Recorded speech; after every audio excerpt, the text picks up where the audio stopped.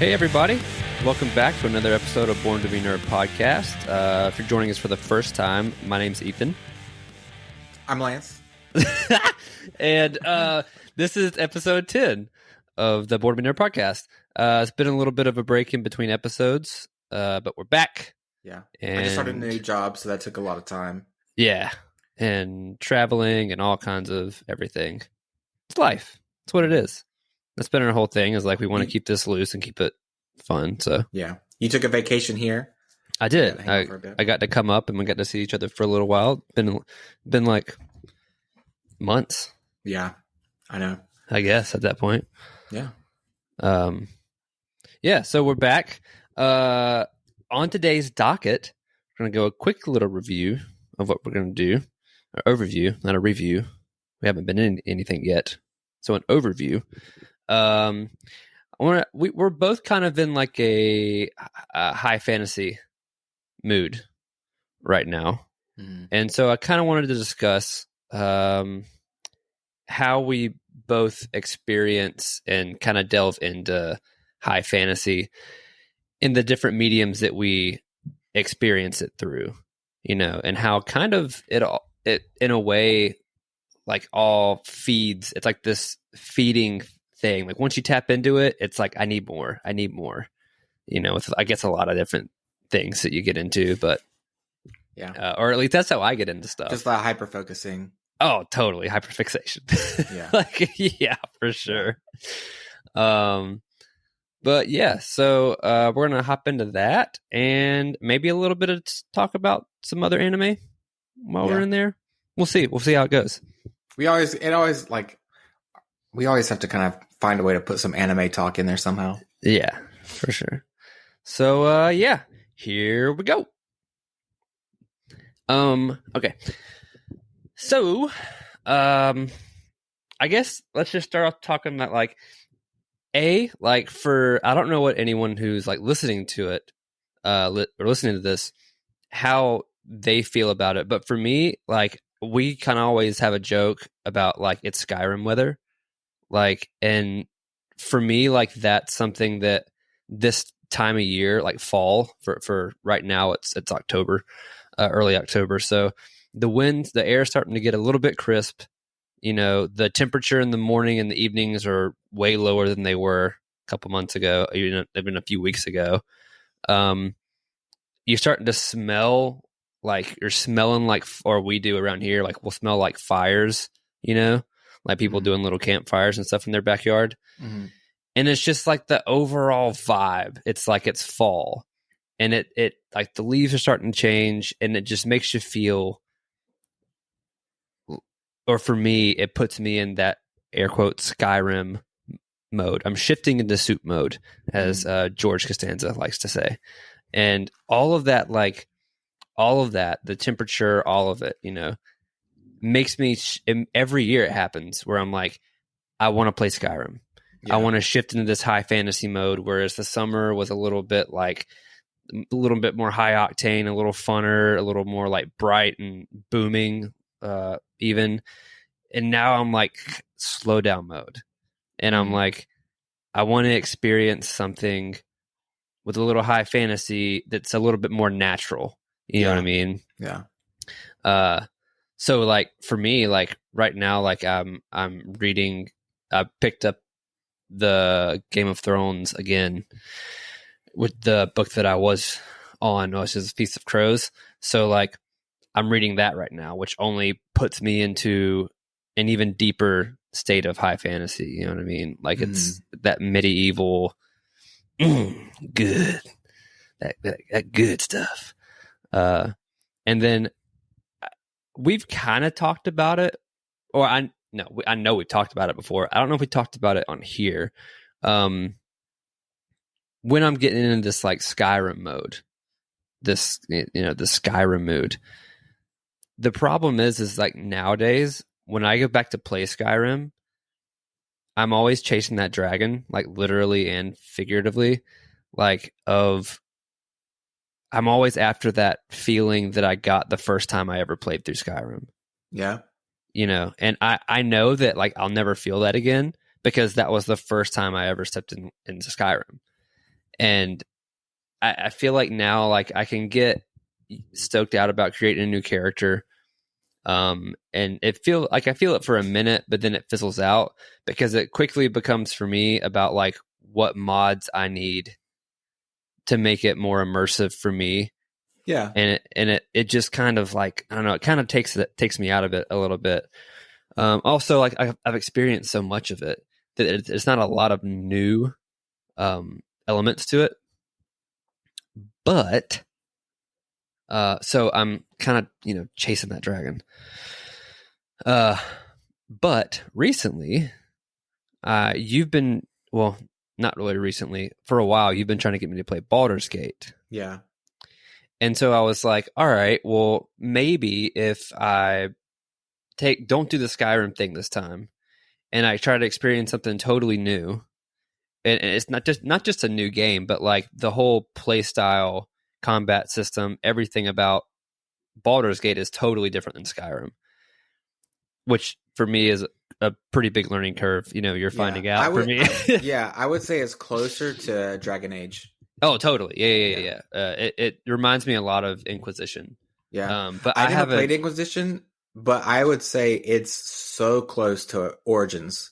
Okay. Because they changed the play style into Inquisition. Gave you more of like a combative freedom and stuff. But in Dragon Age Origins, I mean, it's like it's total turn-based. It's it's a lot like Baldur's Gate 3 for sure. Okay. Yeah. See, I remember in Inquisition, it was like you could it was like a free combat style, like a active combat. Mm-hmm. Or you could go into top-down mode. They didn't call it top-down mode, but it was like a turn-based style mode where you could go and it would shift the camera and it would literally be top-down, and you would choose your actions, and then you could rewind and do all this stuff. Mm. And that's kind of what it reminds me of, minus the rewind factor. Yeah. But it's just totally different. Like the feeling that I want is that of Skyrim. Yeah. That's what it gives me. That's what it's giving me right now playing Baldur's Gate 3. Oh, really? Yeah, it is. Okay. Good. But it's like totally new. So it's like it's giving me that feeling, but I'm also having to use my brain. You definitely have to use your brain for sure. Yeah, not just of playing a new game and being in a new world and a new land with new NPCs with conversations I've never had, but also like and lore that you're not familiar with. Yeah, exactly. Now I've got lore that I'm not familiar with. I've got a combat system that I don't know anything about. We were talking yesterday when we were playing about how like the healing system, where I'm just like, God, I just want to be able to, after each battle, just be able to loot some healing potions or cast some spells and heal myself. And it's like, it doesn't quite work that way. Right. And it's kind of more, I guess, especially early game. It might be different late game. I don't know. But early game, it kind of makes sense because, like, yeah, you wouldn't be able to do that because you're just starting off on your adventure. Exactly. So and that's the thing. It's mimicking. It's a video game version of a D&D campaign, right? Where like whenever you start a D&D campaign, your characters are off on this adventure for a game session, right? You're sitting down for, let's say, 3 to 4 hours. Yeah. And you have a couple healing spells, maybe a couple potions. You got to try to make it through that session, with what you got. And it's kind of the same way with that game. They limit you with what you can use so that you have to think like, okay, I have to be easy. I have to be slow. Like I need to save this for this fight, or, hold off on using the spell in case something worse comes up. And like, you have to kind of calculate, So that's another thing that I'm like trying to keep in the back of my head with this combat system is the idea that like your spells you can only use like once a day. Like there are spells that you can only use once a day or once every what is it, long rest period or something. Well, you have spell slots. So let's say you have 3 spell slots. So basically that means you can only use a spell 3 times before you run out of spell slots to use it, which means kind of like it's almost like running out of mana. Yeah. It's kind of the same sense, but it doesn't regenerate unless you take a short rest, maybe drink a potion that gives you an extra spell slot or something like that. But they're it's not like something that you can kind of it just replenishes over time. You have to actually, you have to kind of, it's just like your health, like everything is limited. So you have to play your cards right throughout that like short rest or session or whatever you want to call it. Yeah. Yeah. So it's a lot to get used to. It is. But it is, for me, it is fulfilling that like fantasy need and that fantasy itch that I've got right now. Yeah, for sure. But it took me a while to get into it. Baldur's Gate did? Yeah.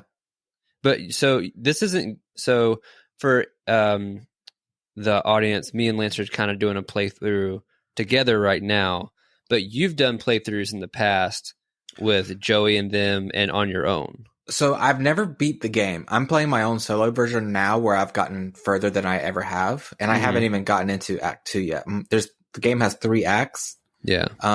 And where you and I are is Act 1. My current solo game, I've been 100%ing every area. So I've been going down every little secret like pathway, looking and at the game is massive. So huge, like, doing something like trying to 100% areas, like that's going to take a long time. Yeah. I mean, I'll go through stretches where I'm able to put a lot of time into it. And then I go through stretches where I'm not able to play it. So it's been kind of, drawn out longer than it probably could have been. But, I'm not even into Act 2 yet. And I've already just recently, like this, last night, I got to a point where I could go into Act 2 and I went back to go down a new pathway to just complete even more because I wanted more before I got into Act 2. Yeah. So you can you can spearhead through it, or you can take your time and see all the monsters, meet all the characters, find all the secret items, whatever, complete all the puzzles or whatever it is. Yeah. And that's kind of how I'm playing it, just because that's how I played Skyrim. I started at the beginning in River Run, and I just did little like radial rotations throughout, like as I expanded my adventure, and just like found everything, all these little secret nooks and crannies of the game, Yeah. What would you say to somebody? So I was having a conversation with my buddy Kyle, who isn't, he doesn't play, he's like me, he doesn't really play turn-based combat style games. He plays more action combat games. And he was talking to someone who said, he was telling me about this when I told him when I was playing. He was saying that they said that the game was a terrible game because they had a similar play style where that's all they play. And so they had heard that it was a got game of the year and all this. They went in to play it, and it was there was nothing like they were used to playing, and they didn't like this combat system. So to them, it was a bad game because they didn't choose to accept it is that's what it is. You know what I mean? You can't change that. So instead of trying to learn the system, they were just like, this is shit, I'm dropping it. So that's what Kyle has only known that game to be, because he just never played it. And he was saying the same thing. He was like, yeah, I heard it was shit, so I'm probably not going to buy it.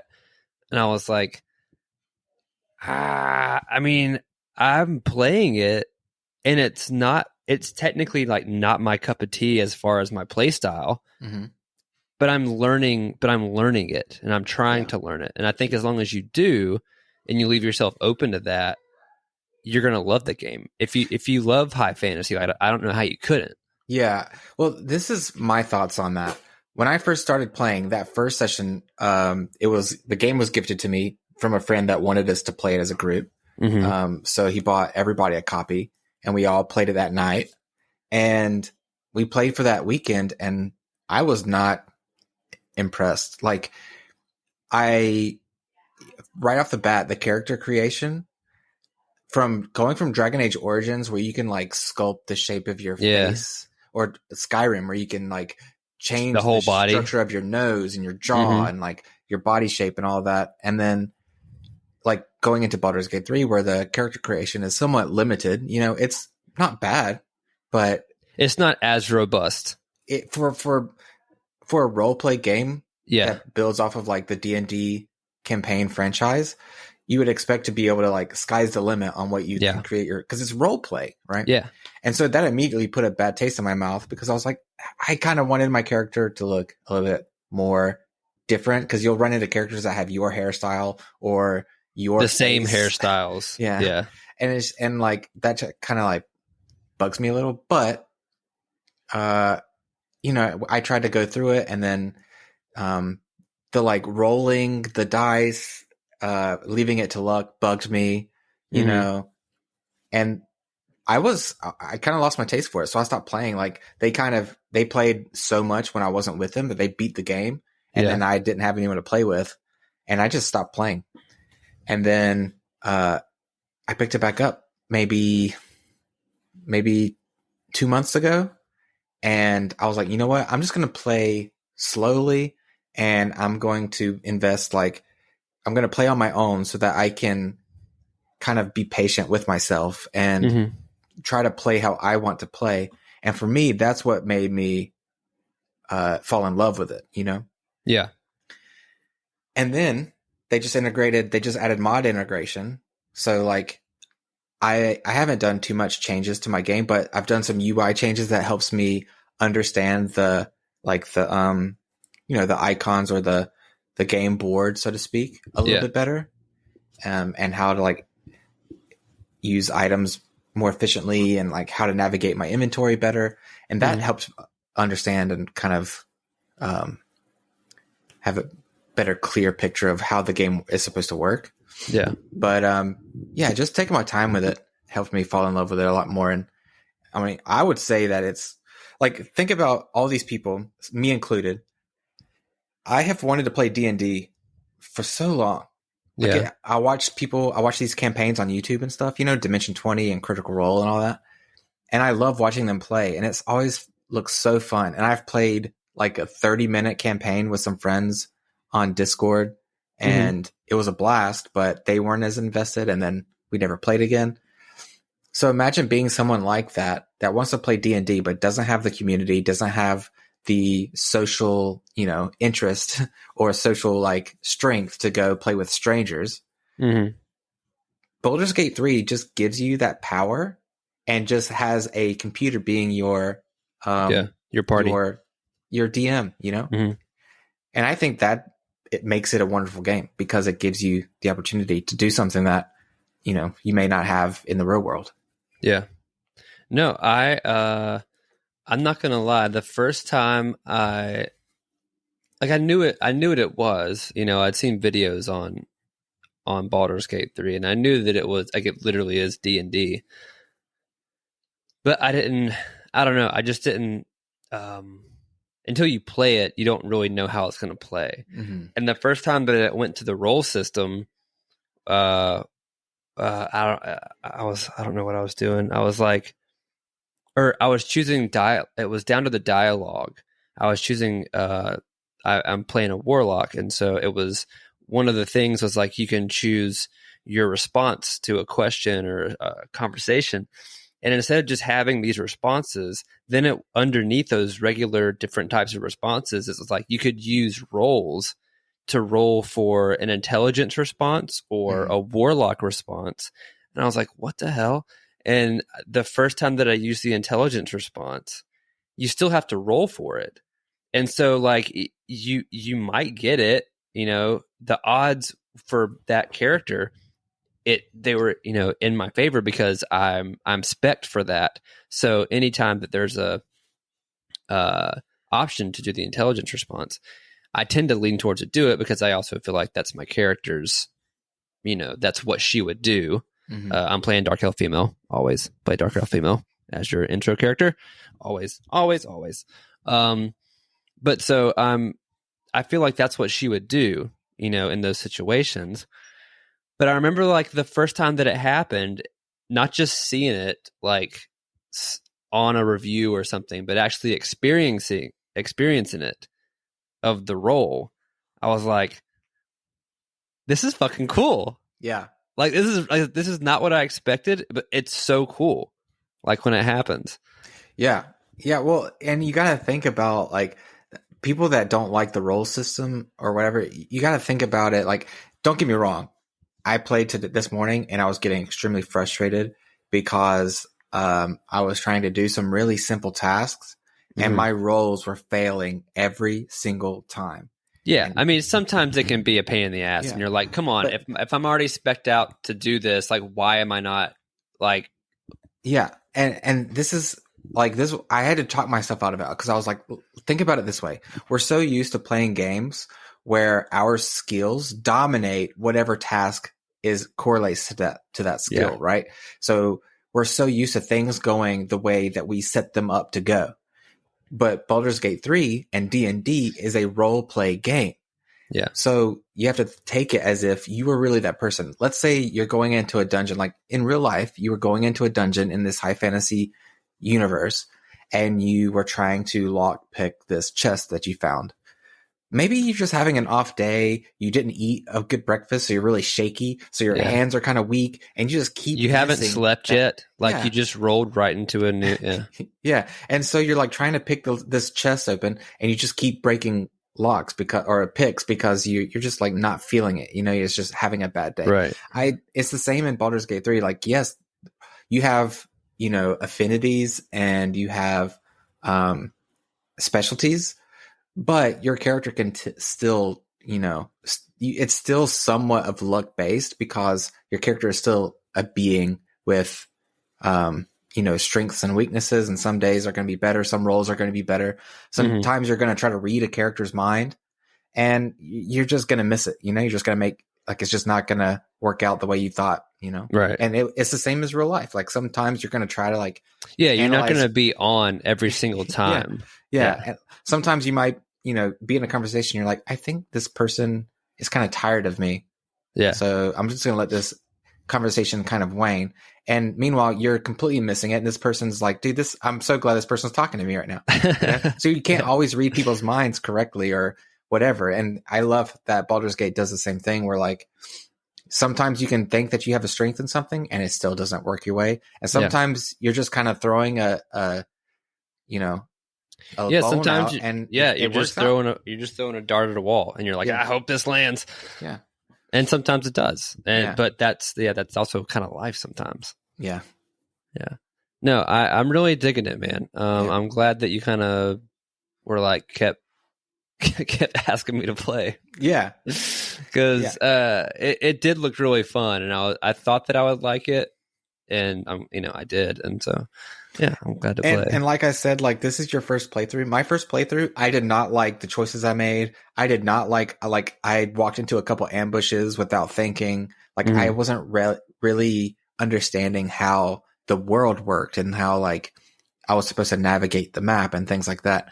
And so whenever I started over, I just decided to start over and take what I've learned to start fresh and see it with these kind of somewhat experienced eyes, Mm-hmm.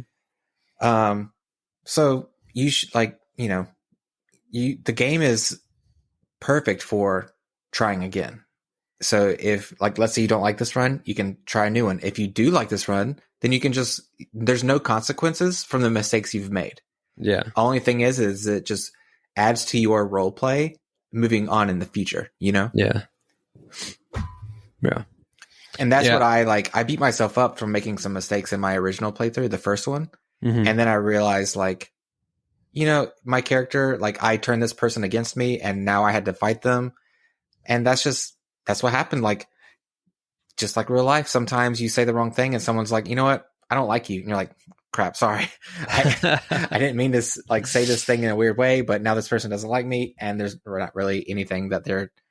Yeah. And then you have to deal with the consequences. Yeah. I mean, I guess the saving grace of Baldur's Gate is that you have save files. So if you can go back. Yeah. And, to be honest, this is just, some people might not like the way that I play it, but I like to play with my, my wiki up on the other screen. With your what? My wiki, my Baldur's Gate 3 wiki. Oh. Yeah. And so if I see something that doesn't make any sense, I'll just look it up. That's a good way to play. Yeah. Maybe I should do that. It helps. If you don't care about spoilers or anything, which I don't. I'm literally just playing to get that feeling of like being on an adventure. And well, you had a really cool, when you were talking to me about getting it, you were talking about how you were kind of doing like your own isekai thing. Yeah. Which was like a really cool. I was telling somebody else about it. I was like, that is like so fucking Lance, I swear to God. But it's a really cool mindset to put yourself in, to experience a game in like a totally different way. Yeah. Yeah. Well, I love my isekai. I love the idea of, being sent or reincarnated into this world with your current knowledge, but being like starting from level 0, Yeah. and then using that knowledge to grow and level up with extreme like strategy and precision. And so I was like, what would happen? Like thinking about if I wanted to start this campaign, I wanted it to be as if I was sent to this world and now I'm having to use its tools to navigate and level up with my current Lance knowledge, Right. Yeah. And so that's how I'm playing it. And so like the decisions I make are mine. They're not my characters. And the way I navigate is my way, like how I would do it, So for me, this playthrough is I'm more invested in because it feels like it's me. It's not a character I made up, which I think also has its beauty as well. Yeah, I mean, I think that it's just different styles of playthroughs. Yeah. It's like, what are you trying to accomplish? Yeah. With each one. And the thing is, there's times whenever I create a character with like, let's say Fallout 4 or Skyrim or whatever, if depending on the type of campaign, I'll decide, okay, is this going to be my story or is this going to be a story of a character that I'm watching, Yeah. And that like sometimes I'll develop this character that I would think what kind of character would shine in this story, and sometimes it's not a person that looks like me, or acts like me. Yeah. And so when I played Dragon Age Origins, I played a little bit more of a hard ass that was like, didn't take BS and like, was a little harder on people and a little bit more intimidating, which is not me at all, but, it's that story felt like it deserved a character that was, a little more headstrong, I didn't feel like when I played Dragon Age Origins, I didn't feel like that story worked with a character that was more like me, so to speak, Yeah. And so this one I feel like works really well with, a character that is basically me, which is cool. Yeah. I will say, I mean, they also did I think they did a really good job of the supporting cast of characters around you that are in your party. They're kind of different, in some ways they're alike, but they've got enough different personality traits that separate themselves pretty substantially. Like you've got what's the bat nose chick, the green chick, what's her name? Lizelle. Yeah, Lizelle. Like she's kind of like this hard ass, kind of no nonsense. She's kind of arrogant. You know what I mean? And then you've got somewhat barbaric. Yeah, sort of barbaric, but there's an elitist quality to her too. And then you've got Stone. Is it Stoneheart or Blackheart? Shadowheart. Yeah, who's kind of pious and like a little bit holier than thou. You can tell she's kind of been through some shit. Yeah. And so like there's depth to her, but it's like this, the piety within her character is very different. And she's also kind of racist towards other races. And it's like, whoa, shit. And then you've got cool characters like Will. Yeah. Or Karlak. Yeah. And then death, please, Lord. Dude, when she talks sweet to me, I go weak. You go weak because of how she talks to you, because of them games. For both. Yeah, for both. For both. Yeah, or you've got the vampire dude who's kind of an asshole rogue kind of guy, or like the mage dude who's kind of a granola sweetheart kind of dude, and all the characters that I haven't met yet. Wait till he tries to put his hands on you. Which one? The granola bro? Yeah. Gale? Like, Gale, what you doing? That's my butt, you dirty boy. Gale's yeah, it's a really cool game. I'm really enjoying it. Mm-hmm.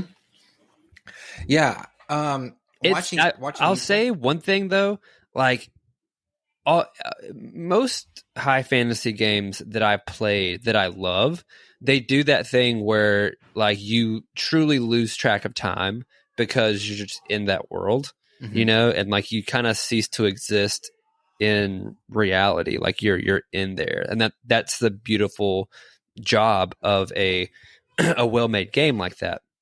That's what it does. That's why you play it. It's escapism. Yeah. This does that, but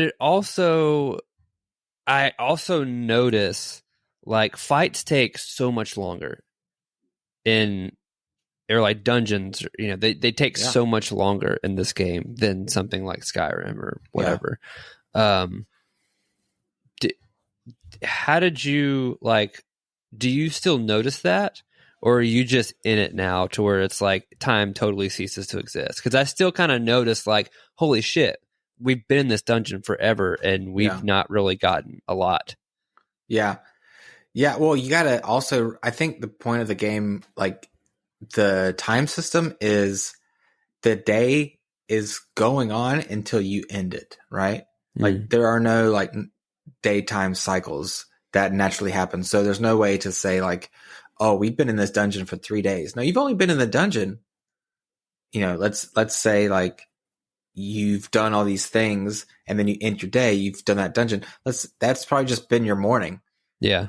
But the way the time-based moves, or the turn-based moves goes, it slows that time down. So that messes with like, that might be why they added day and night cycles into games, is to help you kind of see what your characters are doing within a day, Yeah. But this one's different. And I think for me, because I'm calculating so much, time is part of that. And so I don't really get lost in the game as much as I did other games, because I'm in a calculating process. I'm thinking about how I'm using my turns wisely. How much time should I spend on this before I take a short rest or a long rest, because that's the only way you can get spell slots back or replenish your health or whatever. And so I kind of end up being a little bit more mindful of it. With Skyrim, I would get on these like grinds and then I'd look at the clock and it would be 4 a.m. So it's very different in that regard. Sense. Yeah. Yeah. I noticed that I was kind of like still aware of like how long something takes. Yeah. And I will say there's one other difference too that I prefer in Baldur's Gate. I'm more invested in Skyrim. I think the only character I cared about was, what's your companion's name? Lydia? Lydia. Yeah. And then my Thane. Yeah. And then it was Lydia. And then it was, Serena. The vampire. Yeah. Yeah. I knew you were going to Serena. say Serena. Yeah. Old Dommy mommy. Yes. Serena and Lydia was, I loved talking shit to Lydia. Like, Lydia, move your ass out of my way. She had that thing too. She was a brick fucking house. I'd always be getting on Lydia. But Lydia and Serena, like, I played most of my game with one of those two. Lydia basically for as long until I decided to do the vampire DLC and then get Serena. And then I was with Serena the rest of the game. Yeah. But those are the only two characters I cared to like make sure I kept alive and stuff. None of the like NPCs in Skyrim really ever meant anything to me, but with Baldur's Gate 3, like, I'm invested in a lot of the characters I meet, I think that's really cool. I think that this game, what I'm noticing so far is like, decisions that you make, it's big on that. I mean, it is D&D. Like a decision you make this early can still have prevalence further on down the line, whether that's just in a conversation that you had with like a main character that you're with, or even it's like, if you decide to not help this villager, because that villager didn't live, that they died, they couldn't go tell the entire village something was going to happen. You come back, the entire village is gone, and now you don't have the numbers to do something else later on. Like the whole thing just builds and builds and builds and keeps going in its own ecosystem within the game. Right. And even like think about that spot that I took you that I wanted to show you about the bard trying to write the song. Oh yeah. Yeah. I love that moment. Like that's one of my favorite moments in Act 1 is coming up to the hill and like helping her like write that song and like seeing her like kind of coping with grief and trying to like make sense of it in like her own musical way. Yeah. And like that NPC has become like important to me in the world of Baldur's Gate, Yeah, because of how sweet and emotional that scene is. Yeah, and I don't think Skyrim ever did that with anything that I can remember, Yeah. Like there were small moments that were funny, and there were characters that like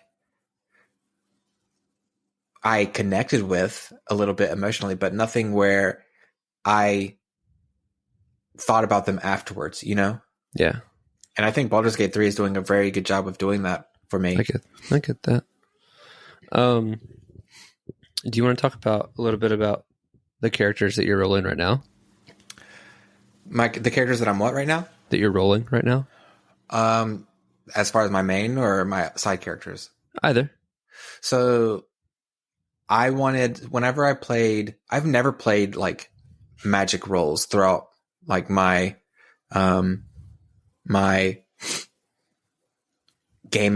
adventure gaming history.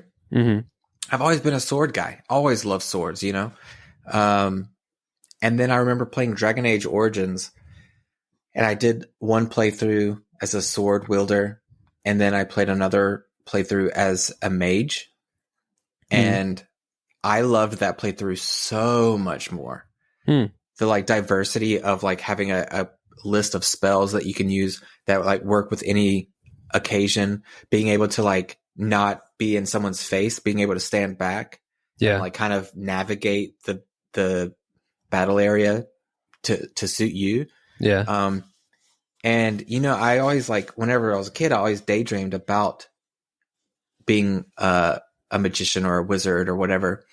I remember I have the book, but there's no words in it anymore. I ripped them out at some point in my life, but I tried to write a novel when I was a kid called The Fight Against Evil, about a wizard, like a teenage wizard or whatever.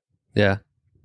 And I would dream about being like having magic powers and stuff like that. And so I think I realized I never thought that I was connected to magic like that. And I think as a boy playing with, my peers and stuff, it's always like swords and things like that. And so my brain was like, let me just do that. But then the minute I tried magic, I was like, oh, this is awesome. And so, I usually like, I can play different characters, whether it be, like the campaign where I tried to be Shield Hero, the anime character Shield Hero, or, a dual wielder or an archer or a rogue or something. But, whenever I played this playthrough where I kind of had this isekai role play of being me, it was like, it's got to be magic, So yeah, I'm going in with hard magic playthrough. And then I have Karlak, my bae, and Pack Mule at the same time. Yeah. I'm like, babe, can you hold this for me? She is a fucking Clydesdale, I'll tell you that. Montana Babe, Mule. Can you carry this? I make her, she has like, she holds chests, like she has whole chests in her inventory. And then Will is my boy. Like, I love Will. I love his like, he's a warlock, so I love his character build. But I love that. Are we talking a little bit spoilers? Yeah, I think so. Yeah, we can do spoilers. I love Spoiler his curse. alert. I'll just say the curse. I love the curse. Oh, okay. And it's a unique thing to have in my party. And then the fourth is like kind of just a freebie for now. I don't really connect with any of the other characters that strongly, so it'll be either Shadowheart or I'll throw in another character in if I'm doing like their story quest so that I can get their special dialogue. But I haven't really connected with a fourth character yet. It's basically just Will and Karlach. Yeah. But yeah, it's awesome. I've collected like what would you call them? Animal companions or beast companions or whatever, but I haven't used them because I'm afraid of getting them killed. Yeah. So I just leave them at my camp. You mean like the dog, or you like?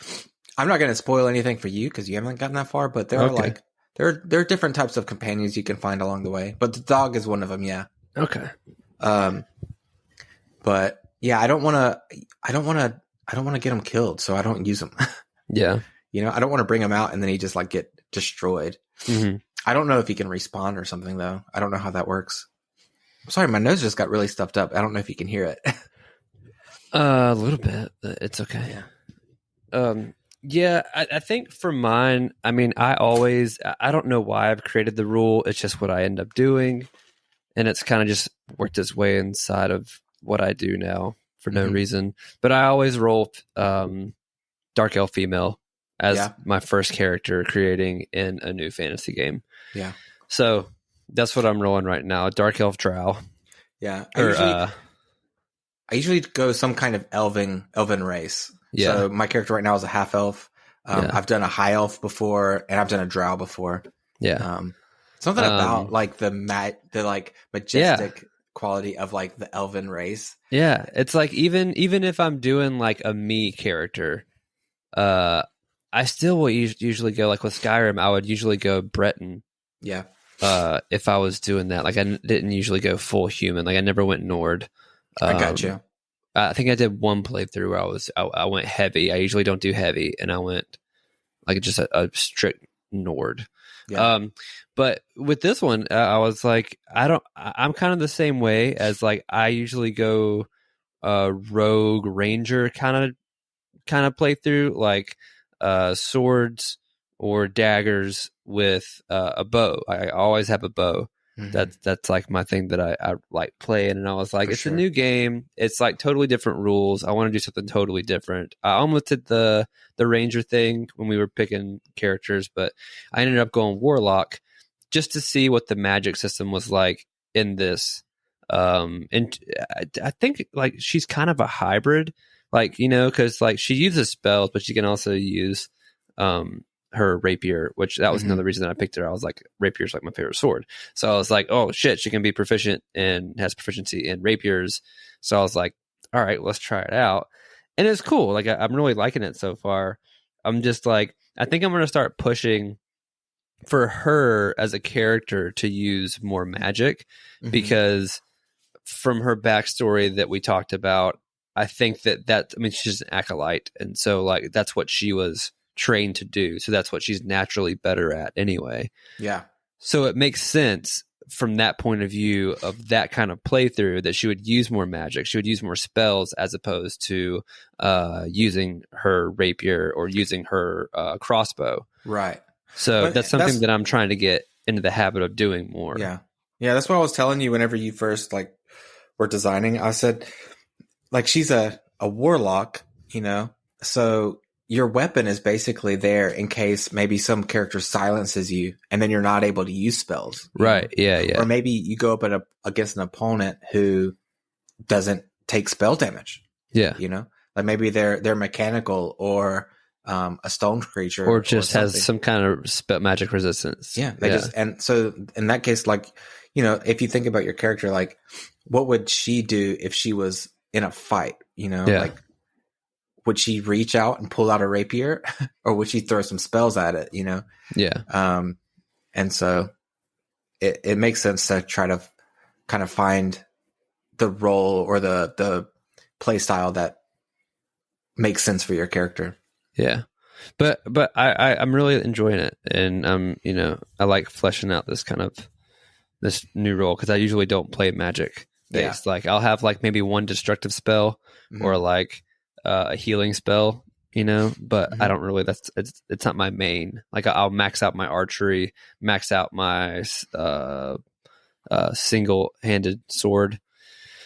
Well, the good thing with this game is that you don't just have your main character; you have your side characters too. Yeah, which you can use their abilities. Exactly. So their playstyle. You're still getting all the playstyles at your disposal. It's just a matter of like I typically try to create a character that would be the leader of the team, and then play with them as the spearhead. Yeah. But in all essence, you could make everyone kind of an equal, and you're just the puppeteer, kind of pushing them forward. If you wanted to play that route. Yeah. Yeah, I know. I'm trying to, but that right there is like me having to compartmentalize. Am I playing as me and what I would do and what I want, or am I playing as like Lilith, as it's her playthrough, and so we're doing what she would do? Yeah. Like, would she take the lead, or would she rather have a leader, like it's just all part of the story with her. Yeah, well, take some time to think about that. I mean, like I said, you're in like 3 to 4% basically of the prelude. Game. Yeah, like you haven't hardly done much. And my advice, like if I had some advice for you watching you play, because I try to, whenever I'm playing with you, I'm trying to kind of hold like walk back behind and let you kind of experience things and make your choices and just help out where it's needed and just like kind of be there to play with you. But as I've been watching you, I would just say, don't be afraid to slow down and just like explore. You're on an adventure. So you're not on any time crunch. You can take things seriously and make certain things a priority if it makes sense for your character to want to do so. But also, if you got to think you're in a day. So what can your character do within a day? You can prioritize a certain quest, but also you have a whole day. So maybe you just go over here real quick and see what's over here, or like run back and talk to this character a little bit more, or introduce get introduced to some of these other characters that you haven't talked to yet. So I would just say, like, don't be afraid to kind of slow down and explore like the world a little bit, Yeah. Don't worry about, and like I said, if you are really engaged in the main quest or this main campaign, you're welcome to spearhead it, and there's nothing wrong with that playthrough. But I think what you want is to feel that nostalgia and feel that that high fantasy environment. So feel free to explore it and dive as deep as you want, because there's lots to go, and you can stretch out that feeling and make that vibe last as long as you want if you take it that far. Yeah, I'm enjoying it, but it's like I was saying earlier, like it's also feeding into everything. Like it's kind of all I want to consume right now. Like that's all I'm reading. Like I almost when we went on we went to Arkansas this past week to visit Jeff, and I almost brought a different book. I almost brought Robert Piercig's Zen and the Art of Motorcycle Maintenance, just to read something different, because I've been reading Game of Thrones for about a month now, and I'm just taking my time through it. Yeah. And I didn't, and I'm kind of glad that I didn't, because I read a lot of Game of Thrones, which I normally get like maybe a chapter a day, and I was able to read a lot more because we were in the airport and all that. So it only like sent me down like the fantasy rabbit hole even more. And like I was saying, like I'm also watching Free Rin right now, which also influenced my decision to. I texted you about it. Right. Like I influenced my decision to play Baldur's Gate, And I don't know. It's just that's the whole mood that I'm in right now. I'm shifting into soup mode, and I don't want to leave just yet. Yeah, that's fine. I'm yeah. in the same boat. Yeah. Speaking of free Ren, how you've seen all of it, right? Yeah. Okay. So I watched 2 episodes last night. I'm on episode, I think I'm getting ready to start episode 10. Okay. I think now. And I wanted to talk to you about it, but I wanted to talk to you about it on here. So I held off. The switch just happened for me. Yeah. Yeah. The switch just happened. And it wasn't like this, like I've loved the vibe of it the whole way through. The almost melancholy aspect of it, the genuine, it's not a slice of life, but it almost is. Yeah. Like there's this serenity aspect to it where you're just experiencing this world through the eyes of this being who's been alive for a long time, and she's experiencing emotions, or we're seeing her experience emotions that she's never felt before, or to my knowledge so far she's never felt before, with as her companion. Spoiler, yeah, we'll say spoilers. Spoilers for Free Ren up until episode 10, I think is what I'm on. When her party dies, or they're starting to die, they're dying off, and she's realizing like these short spans of time, which she kind of rules as insignificant, mean much more than she thought. Yeah.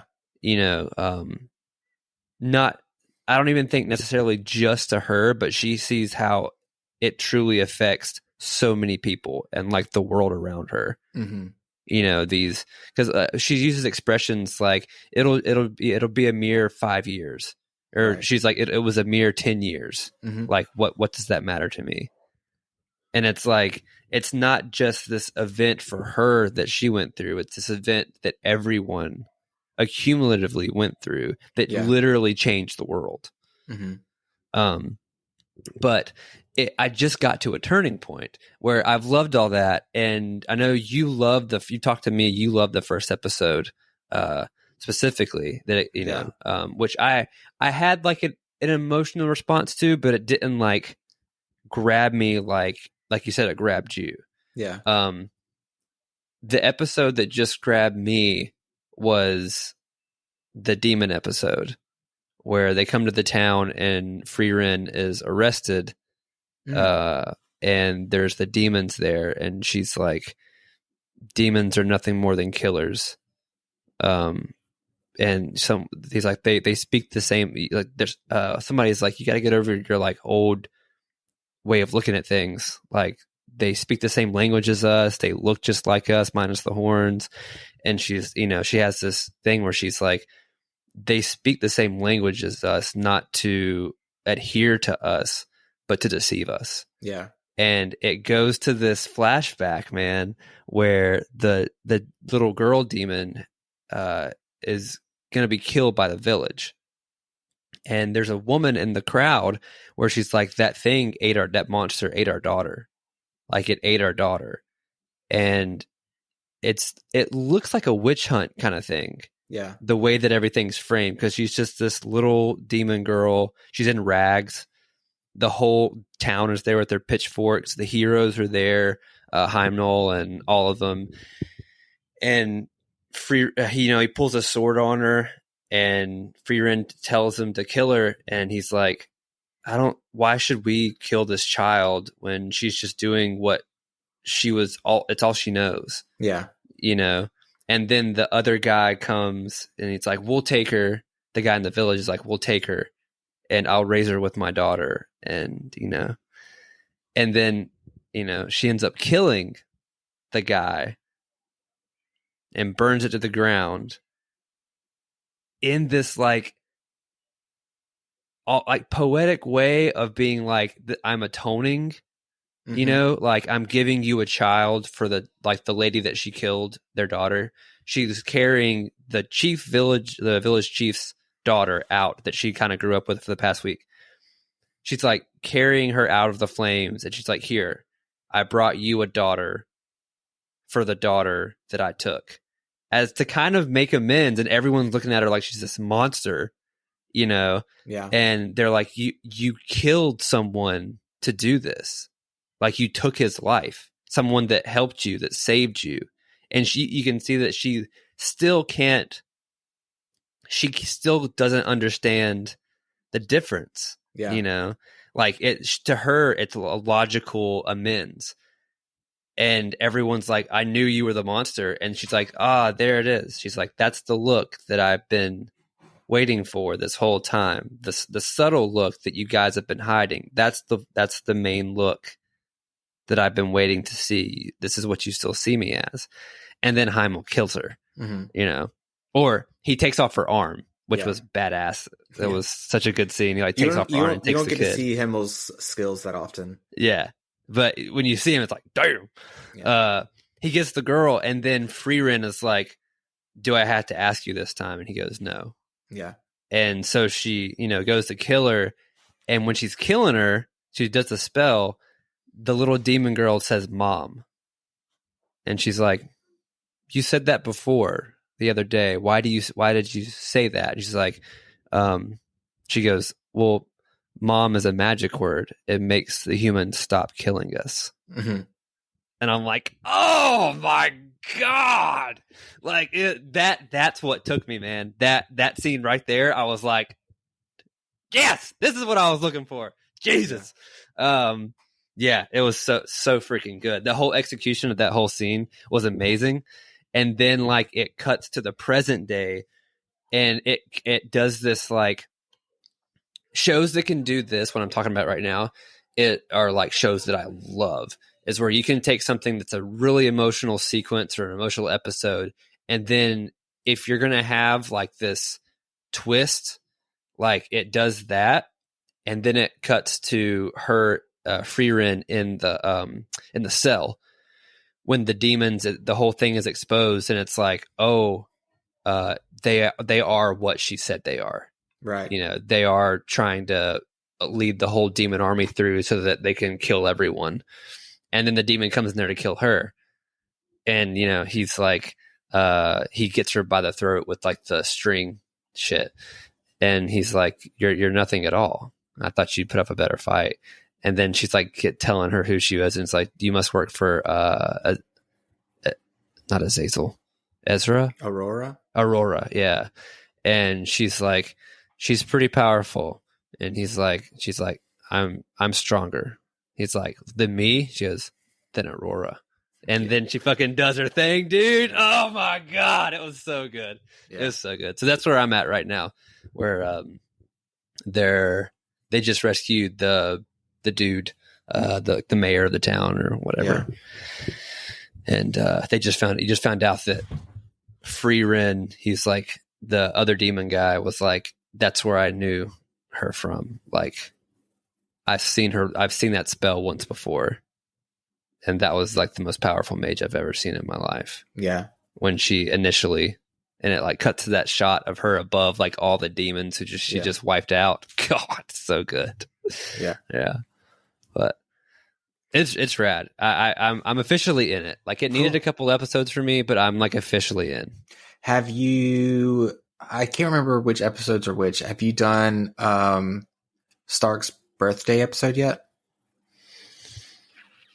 I don't think so. Okay. All that's happened with Stark is they found him with like the dragon episode where he kills the dragon, and he's like, oh, like, see, I told you, you're way stronger than you think. And her, what's the dwarf's name? Eisen.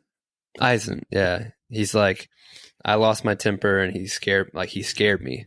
Yeah. Yeah. I realized that he was going to be stronger than I'll ever be. Mm-hmm. And so I've seen those episodes, but I don't think I've seen the birthday episode yet. Well, then you still got some big episodes up ahead. Yeah. There's a couple episodes coming that are probably the most famous episodes in the series. Mm-hmm. Which is Stark's birthday and I think the episode right after that one, if I'm remembering correctly. But yeah, man, I mean, for me, it's watching her reminisce on moments that she didn't know were important to her. Yeah. You know? Those are the moments that get me when she's like thinking back on this conversation that she had with, I forget his name, the priest. The priest? Yeah. Yeah. Have you met the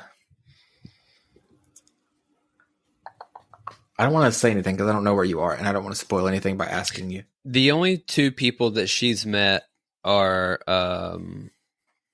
Stark and what's her name? Fern? Fern, yeah. Okay. Those are the only people she's traveling with right now. I know that she was the apprentice of Flamel? Flamel, yeah. So that was kind of a bomb drop. Yeah. Yeah, it's just watching these moments where she's like thinking about, like she's comparing what she's going through to what she went through with the hero party, and like seeing like she just like whenever, for instance, when she meets Stark and he's like, "Why do you want this grimoire? Why is it so important to you?" And she just remembers of a time where she was like showing Himmel and them a spell that turned a golem into like a breakdancer. And like how much fun they're having, like they're laughing hysterically at it. Yeah. And like she doesn't look like the kind of character to like think fondly of that moment, but like that's literally what she thinks of when she thinks of why she wants grimoires, is because of the magic that made such a big impression on her party members or whatever, companions or whatever. I think all those moments are so impactful. Yeah, I mean, the show does that thing that's like kind of the like wandering samurai type thing where it's like the idea of reminiscence and like not rose-colored glasses, but like nostalgia for time that's passed, you know, while being in the present. Yeah. It like explores it in such a beautiful way. Yeah. And you know, what makes it so much more of like a tearjerker or like pulls on the heartstrings is the fact that like, you know, when you lose someone important to you, you miss them immediately. Right? Yeah. But she's just now figuring out that that moment was important to her. And now that it's gone.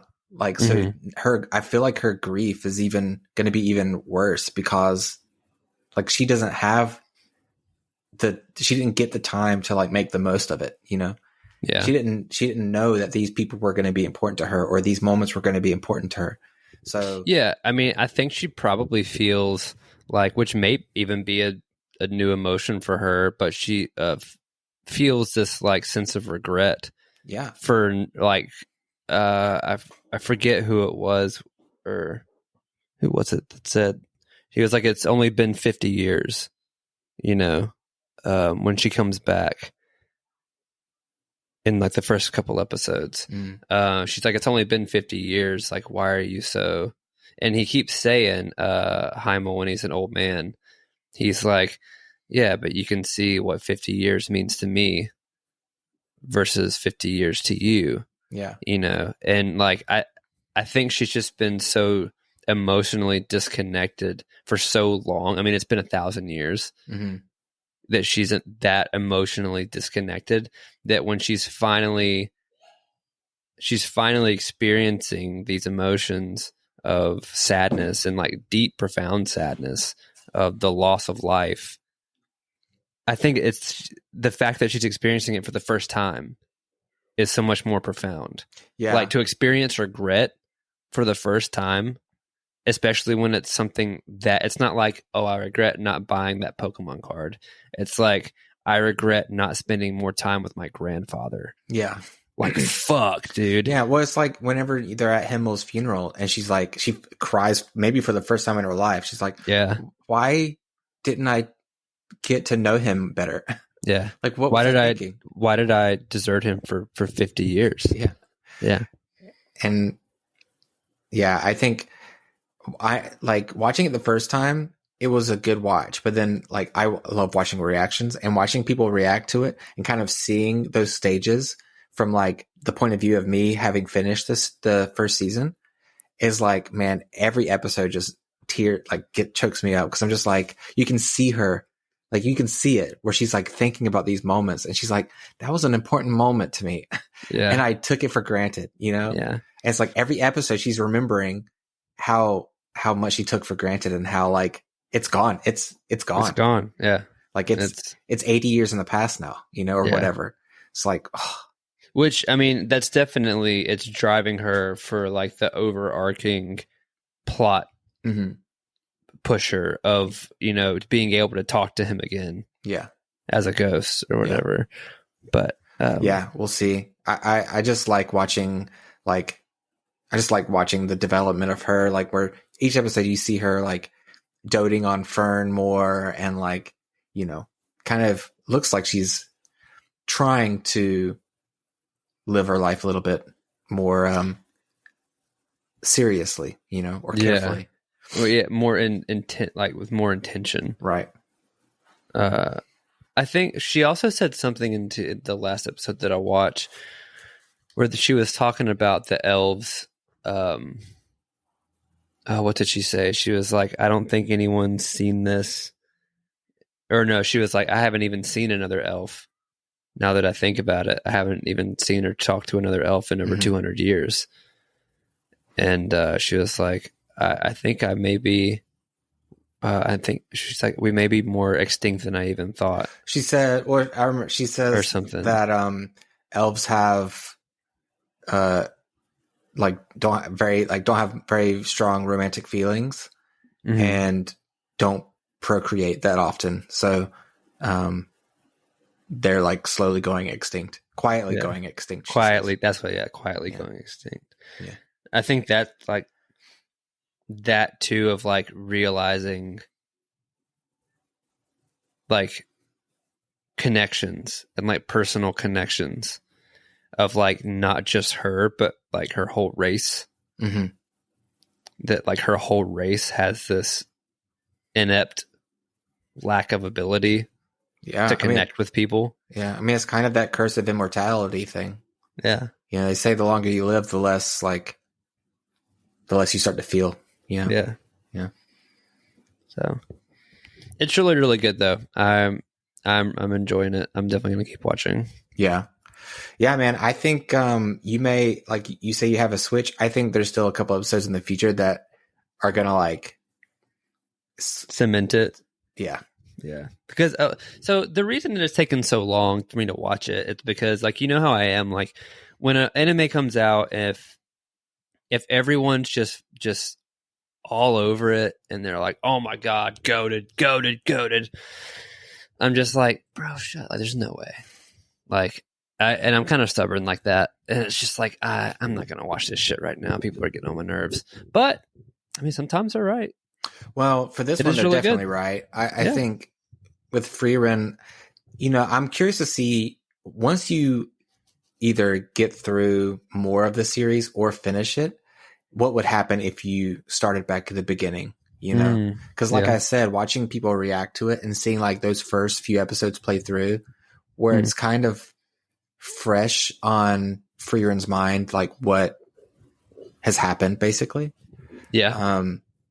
It's watching that first episode, man, where like Himmel, he's laying on that hill watching that meteor shower, and he's like, dude, yeah, he's like, thank you for giving me one more adventure.